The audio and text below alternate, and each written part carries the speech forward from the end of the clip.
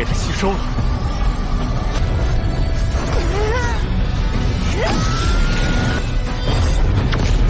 人类境地东南方向。很好，少年，这是无情的挑战。实战训练。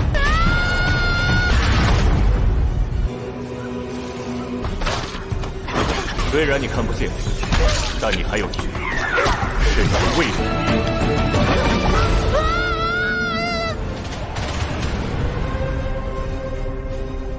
Halo guys, welcome back to Kobe Movie. Dan kita bakal melanjutkan dari yang kemarin. Kita bakal bertemu lagi dengan si bocil kematian satu ini. Kali ini bakalan seru guys, karena bakal sedikit terungkap nih pedang apakah yang bakal Hao Chen cabut itu. Sedikit doang ya guys, enggak semuanya. Pedang gelap itu juga mengandung kekuatan yang sangat luar biasa, di mana pedang itu juga memiliki kesadaran yang esensinya begitu kuat guys. Tentunya Hao Chen bakal kesulitan. Dan akhirnya kita bakal melihat musuh baru, yaitu salah satu pilar iblis guys. Namun akhirnya juga kita bakal melihat kelanjutan latihan dari Hao Chen yang semakin hari semakin keras. So pastinya bakalan seru nih. Langsung saja kita masuk ke part 4 SYWZ. Episode 4 juga Shen Yuang Zuo Throne of Steel Tahta Ilahi. Selamat menonton. Di part sebelumnya, kita sudah diungkapkan siapakah ayahnya Hao Chen dan ibunya. Di sini, ayahnya adalah si Long Xingyu, kesatria terkuat yang waktu itu melawan Kaisar Iblis. Dia yang merasa bersalah karena beberapa tahun tidak menemani anaknya yang sekarang sudah besar.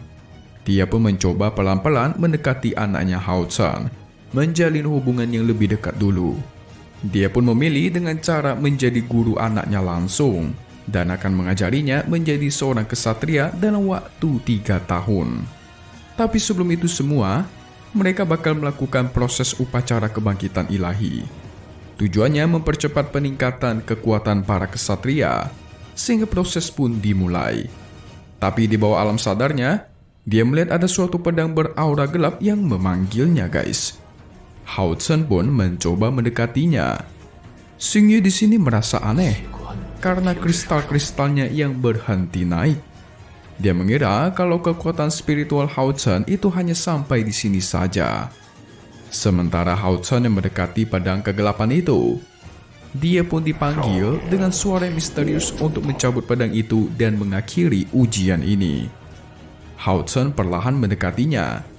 Di satu sisi dia cukup takut, tapi di sisi lain, dia teringat pesan sang ayah dalam kondisi apapun, dia harus berani menghadapinya. Jadi dia pun memberanikan diri dan mulai mencabut pedang itu. Fluktuasi kekuatan yang luar biasa dipancarkan dari pedang itu. Sementara Xingyu yang merasa sudah cukup, dia ingin mengakhiri upacara ini. Tapi tiba-tiba banyak bola cahaya berwarna kuning yang keluar dari setiap kehidupan guys. Mau itu dari rumput, dari hutan, pohon, kelinci, bahkan semua penduduk di kota sekalipun, itu mengeluarkan bola cahaya yang semuanya mengarah ke tempat Hao Chen. Dan semua itu pun diserap olehnya.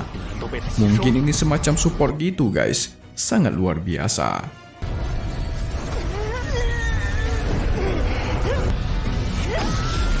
Sehingga hampir semua kristal mulai terbuka. Tersisa satu lagi.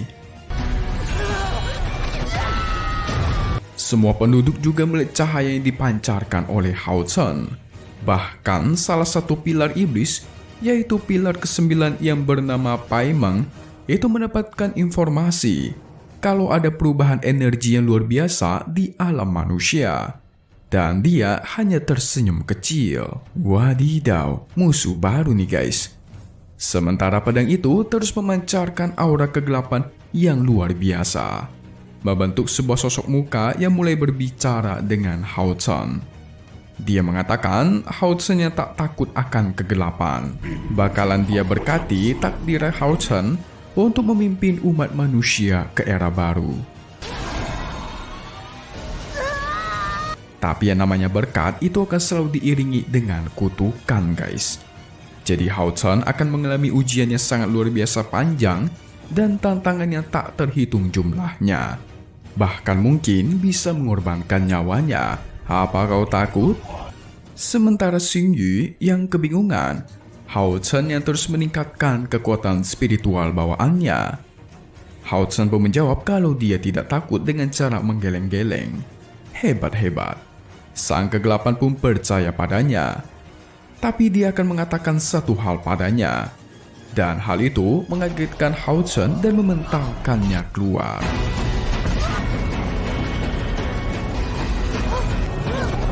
Sehingga semua kristal di sana pun pecah dan keluar.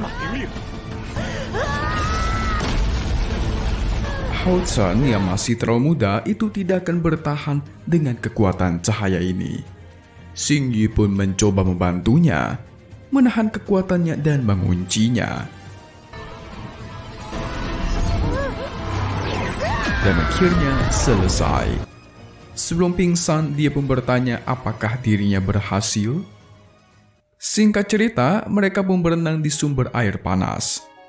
Di dalam catatan kuno, upacara kebangkitan ilahi yang membangkitkan lebih dari 9 poin itu sudah disebut sebagai Putra Cahaya. Dan Hao Chen itu membangkitkan 97 poin. Jika tidak menyegel kekuatannya tepat waktu tadi, bisa-bisa badannya Hao Chen itu hancur. Hao Chen menjadi penasaran seberapa banyakkah kekuatan spiritual bawaannya. Tapi Xing Yu tidak ingin memberitahunya sampai dia dewasa. Dalam sejarah kuil Kesatria Cahaya, tidak pernah ada yang namanya Putra Cahaya. Xing Yu menebak kalau ini semua adalah rencana Sang Dewa Cahaya selama 10 tahun ini. By the way, ini di tempat kalian apa nih nama binatang ini guys? Serangga ini apa ini? Yang suka berisik gitu loh pas malam. Di sini mereka menyebutnya adalah jangkrik. Demi keluar dari tanah, mereka harus terjebak di dalam kegelapan selama lebih dari 10 tahun. Manusia itu juga sama. Selama ribuan tahun diselimuti oleh kegelapan iblis. Tapi Xing Yu yakin zaman kegelapan ini bakal segera berakhir. Dia pun menunjukkan sosok Kaisar Iblis Feng Xiu. Selama bisa membantainya, maka klan iblis tidak akan mengganggu manusia lagi. Hao Chen ingat ibunya pernah menceritakan Kaisar Iblis ini. Itu pun membuat Xing Yu kesal. Dan sekarang tujuan Hao Chen adalah menjadi kesatria terkuat. Berjuang bersama Xing Yu menghabisi sang Kaisar Iblis. Sementara itu, Cai Er yang di atas menara menatap langit malam yang kosong. Seakan-akan hatinya yang kosong perlu diisi oleh si Hao Chen. Anjay. Itu Mimin yang buat ya. Dia pun diinformasikan kalau ujian berikutnya akan segera dimulai. Tapi dia hanya terdiam. Sang penjaga mengerti kalau dia kangen dengan dunia luar dan ingin punya teman. Itu pun mengingatkan dirinya saat bersama si Hao Chen. Tapi Cai Er adalah reinkarnasi Sain, di mana dia ditakdirkan menjadi pembunuh terkuat dalam sejarah benua iblis suci. Dan tujuannya adalah membantai Kaisar Iblis Feng Xiu. Di satu sisi, Cai Er hanya bisa menangis guys. Kasihan sekali.